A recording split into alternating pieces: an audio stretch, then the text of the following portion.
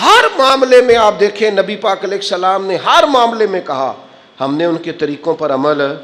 وہ 10 محرم کا روزہ رکھتے تھے, فرمایا تم ایک ساتھ بڑھا لیا کرو, 9 کا رکھ لو یا 11 کو رکھ لو.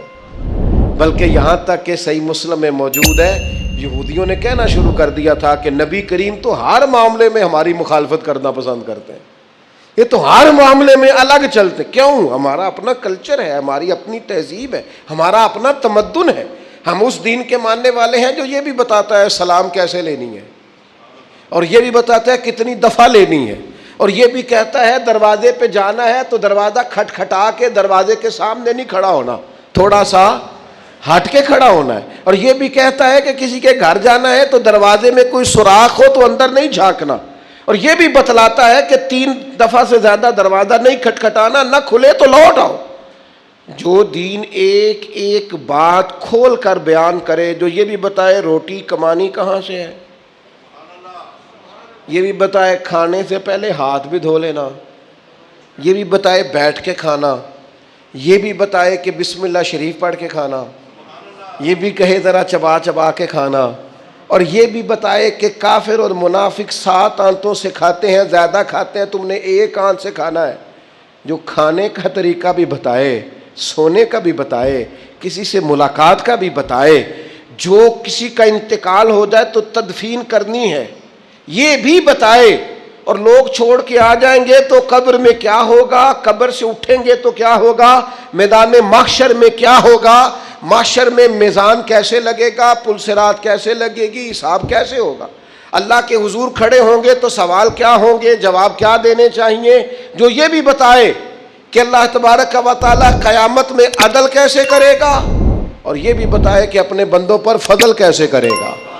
جو دین یہ بھی بتلائے کہ قیامت والے دن جب گناہگار میدان محشر میں پریشان ہوں گے تو ایک کالی زلفوں والے محبوب آ کے سفارش بھی کریں گے, ان کی سفارش مانی بھی جائے گی, ان کے کہنے سے گناہگاروں کو چھوڑا بھی جائے گا.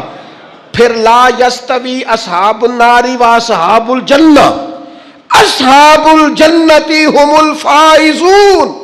جو بتائے کہ جب جنت میں چلے جائیں گے تو کامیابی ہوگی. تو جو بچے کے کان میں اذان دینے سے لے کر گٹی دینے سے لے کر جنت میں جانے تک کا سارا طریقہ جو دین بتائے, پھر اس دین کے ماننے والوں کو ادھر ادھر جانے کی دین اجازت دیتا ہے؟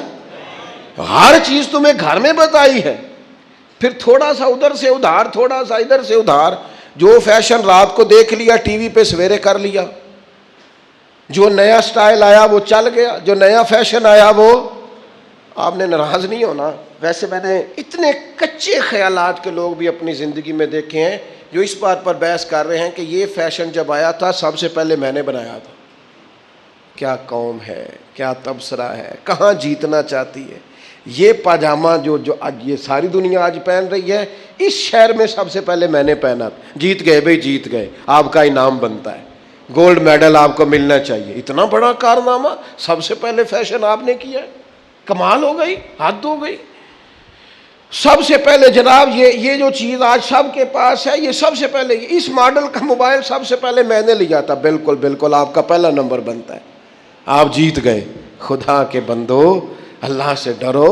مسلمان ان چیزوں میں الجھ کر زندگی نہیں گزارتا, اس کی چاہتیں کچھ اور ہیں, اس کے انداز کچھ اور ہیں.